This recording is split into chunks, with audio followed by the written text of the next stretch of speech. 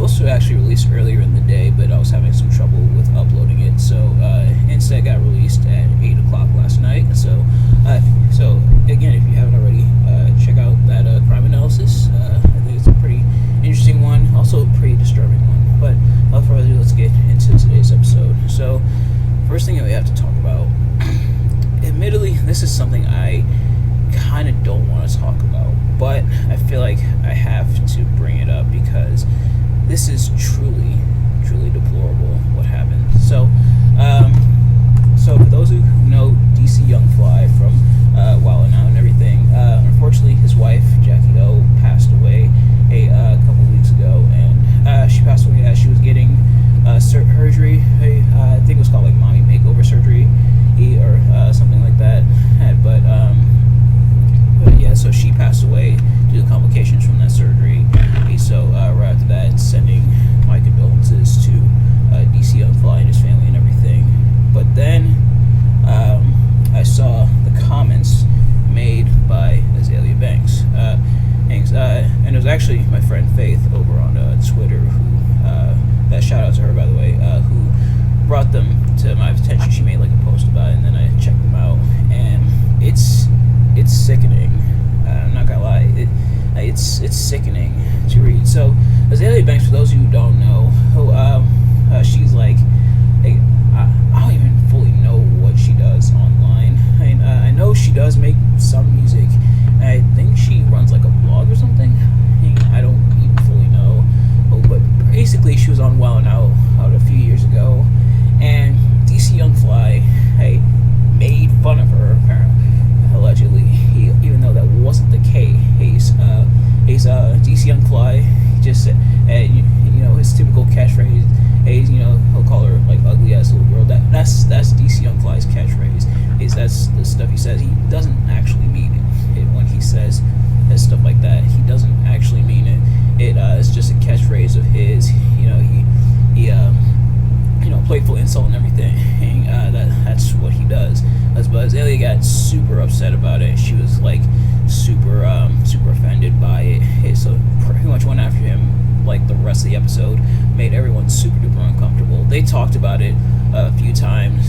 Like Nick Cannon discussed it where she even made fun of him having lupus, if I'm not mistaken, and which is messed up, and that's disgusting in its own right. And then DC Young Fly, Carlos Miller and Chico Bean brought it up during an episode of 85 South, their like comedy show that they do, talking about what happened, and to see 4 years later that she still holds on to that, and the comments she made, like, and you can tell I'm kind of upset about it because it got under my skin, where she pretty much tried to say it's karma that DC Young Fly's wife passed away, and that he spent years spreading hate, and now he lost his wife, and saying how her wife doesn't love herself, or something to that effect.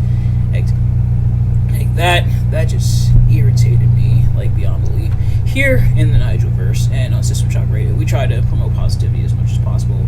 But I always try to talk about like bringing people up and stuff, and to see this like really bothered me. I was upset. I was pissed off. Like, and it's not even me. Obviously that she was talking about DC Young Fly and his family, but like I was pissed off reading that, and I was like super duper upset. I'm trying not to lose it as I'm talking about it, but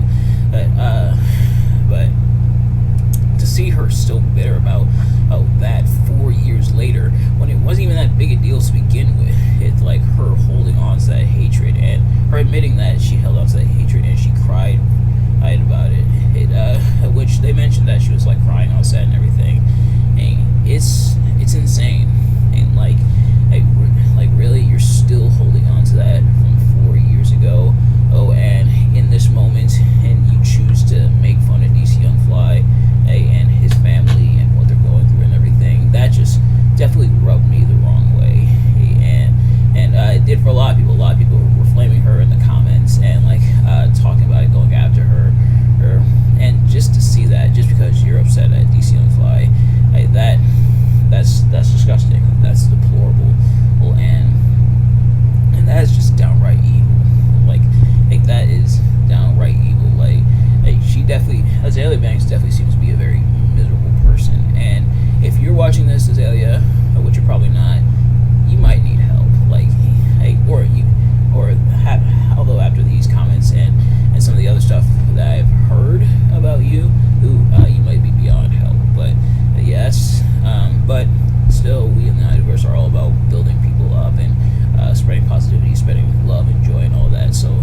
try not to let it bother me too much. This and of course, like I said, my condolences to DC Young Fly and his family. I doubt he's gonna make a statement about how the other makes his comments. He probably doesn't care, or which he's obviously under no obligation to. But yeah, it's just absolutely bothered me, and it's absolutely disgusting to see. But we're gonna move on from that. That's all the attention I'm gonna give to that situation. That's the only attention you are getting out of me. Azalea Banks. It's just me mentioning it. I'm not mentioning it again, unless I absolutely have to, which I doubt I will. Yeah, so we're gonna move on. But yeah, it just really, really upset me, and it really honestly, it almost ruined my day. That was the same day that Iron Sheik passed away, which was on Wednesday, if I'm not mistaken. Rest in peace to the Iron Sheik, man. But yeah, so but now we're gonna move on to Cody Rhodes versus Brock Lesnar, or 3 being set up for SummerSlam. Apparently, the third match in the trilogy. Of course, Cody Rhodes and Brock Lesnar had faced at Backlash and at Night of Champions, and now it looks like the third and final rematch is gonna be set for SummerSlam. So, guess we might have to wait for Cody, if that is the goal, for Cody to go back to battling Roman. I guess we're gonna have to wait a little while longer. But yeah, so Cody Rhodes versus Brock Lesnar 3 is set for SummerSlam, and apparently they're gonna try to revive an old match type. It hasn't been revealed what this match type will be. There's been a lot of speculation. Apparently, Cody Rhodes pitched a dog collar match between him and Brock, but that idea was shot down. So we'll have to see what type of stipulation. And it makes sense for this match type of stipulation. This is a rivalry that's been going on for months now. And so for it to have a stipulation makes a lot of sense. And so obviously of course, the dog collar match, Cody Rhodes, no stranger to it. That's actually the match he had against Brody Lee for the TNT Championship in what was Brody Lee's last match before his passing in 2020. But I want to see what type of stipulation it will be. Some people have thrown some ideas around. Some people said I think someone said last man standing.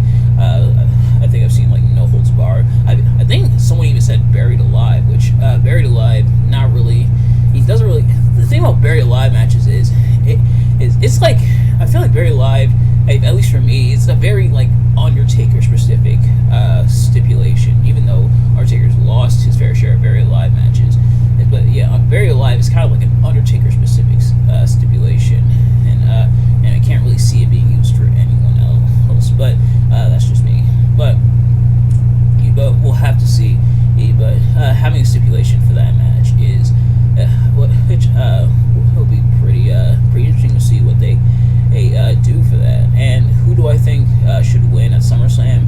And me personally, I think they should let Cody go over, or finally conquer Brock, and then toughen him up if the goal is to get back to Roman, or perhaps go after Seth and his world title. Then having Cody get the win here to put away the feud, I think would be a smart choice. But by the way, kind of speaking of which, last night on SmackDown they introduced a new Women's Championship on SmackDown for Asuka, and it's pretty much the Universal Championship design that Roman has, but with the white strap. Now, I saw a lot of people upset about the new design, but I'm annoyed kind of that they reused the design, but at the same time, I'd be lying if I said I didn't see it coming. I think it was obvious that was the choice they were going to go with. A lot of people predicted it, and to the surprise of absolutely no one, it's the same design. But yeah, so Cody versus Brock, I imagine it'll still be a pretty good match between the two. Their match at Backlash was okay, could have been better. Their one at Night of Champions, I think, was better, and told a better story, so I can't wait to see what they do for SummerSlam, and I can't wait to see what the stipulation is going to be. And obviously, I'll probably bring it up when they announce what the stipulation is going to be. But the next thing I want to talk about is AEW's Forbidden Door 2023. Well, sequel to the event they did last year's Forbidden Door. Last year I missed, but this one I am definitely going to catch. So far, 2 matches have been announced. A third one is like a question mark as to whether or not they're going to do the match.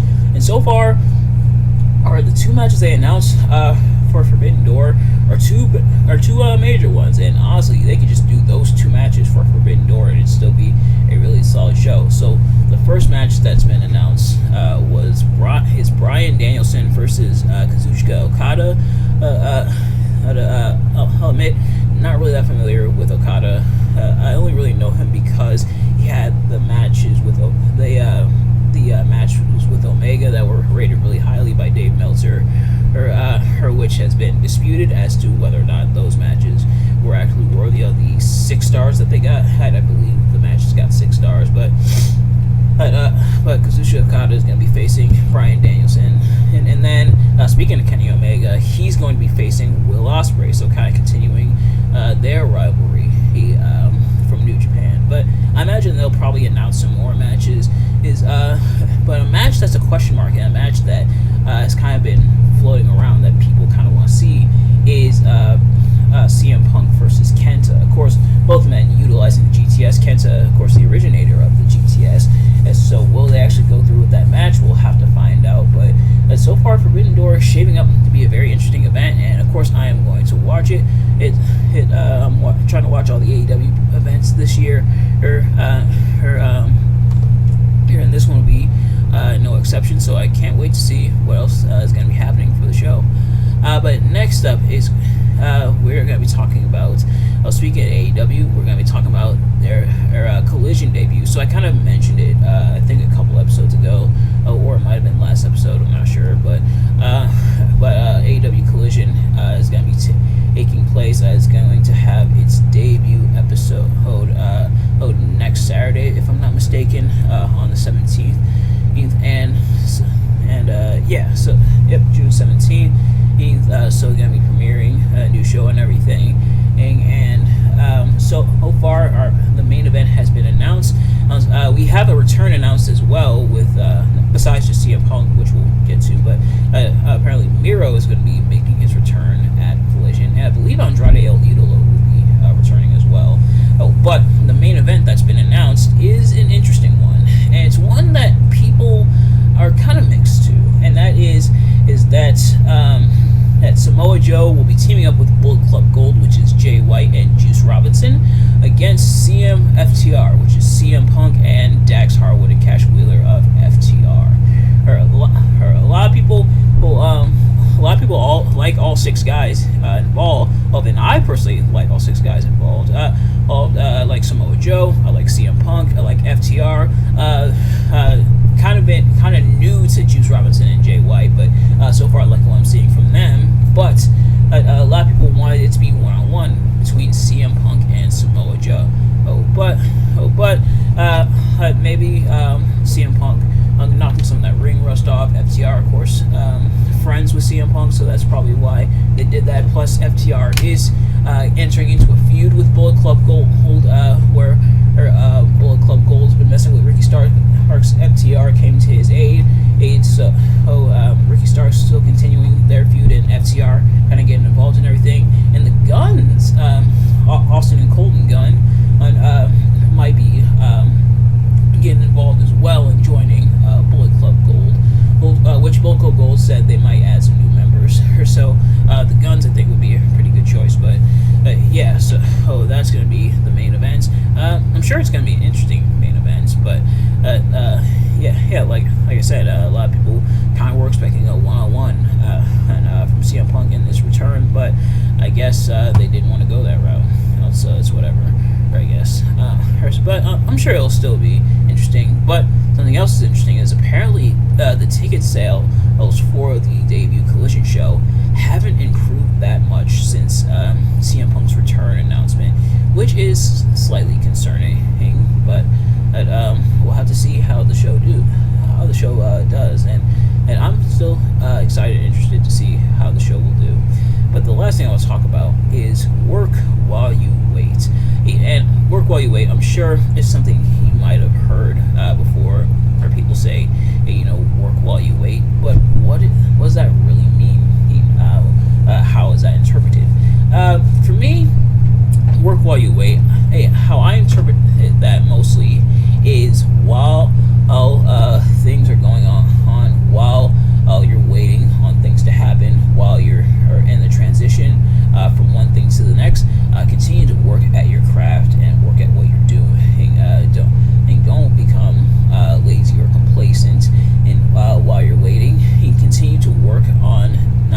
yourself or what you're doing, and while you wait for something to come along. For example, here on YouTube, as I'm growing my YouTube audience and waiting for my YouTube audience to grow, I'm still working on my craft. I'm still working on videos like this. I'm working on new ways to improve my video. I'm working on experimenting with different video types. So work while you wait. While you wait for something to happen, continue to work at what you're doing and continue to improve on what you're doing, and it will benefit you in the long run. That's kind of how I interpret it, and it's something important because while we wait, we may be impatient, but keep working at what you're working at, and when it's your time to get what you're supposed to be getting, and it'll come naturally and it'll happen for you. But that's kind of my interpretation of it, though. But nevertheless, that is going to do it for this episode. Thank you all so much for watching. I hope you enjoyed. If you did, please do me a favor: like, comment, subscribe, share with your friends, turn on post notifications so you know every time I upload a video so you can see as soon as it drops. Let me know in the comments below your thoughts on anything I talked about in this episode, and I will see you guys later. Peace.